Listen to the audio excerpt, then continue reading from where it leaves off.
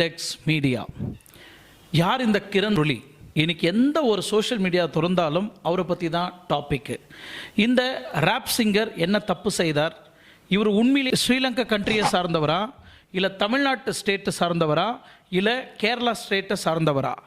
இதுக்காக நரேந்திர மோடி பார்வை வரைக்கும் இவரோட வீடியோ பேசப்படணும். இங்கே இருக்கக்கூடிய நிறைய பேர் இவர் மேலே எதுக்கு வன்மையை கக்கணும்?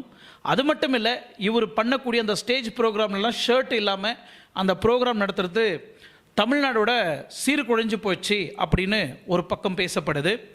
இன்னொரு பக்கம் ஆபாசமான நிறைய வீடியோக்கள், ஆபாசமான விஷயங்கள், ஆபாசமான வார்த்தைகள் இன்ஸ்டாகிராம், ஃபேஸ்புக்கு, இந்த மாதிரி ட்விட்டரில் இருக்கக்கூடிய இந்த வீடியோலாம் ஏன் இந்த பிஜேபி தலைவர்களுக்கு தெரியல? இவர் அந்த அரசியலை சார்ந்த ஒரு பாட்டு வரிகள் வந்ததுனால உடனே இவரை ஏன் கைது செய்யணும்? அப்போது இவர் இந்த பாப் சிங்கர் ஒரு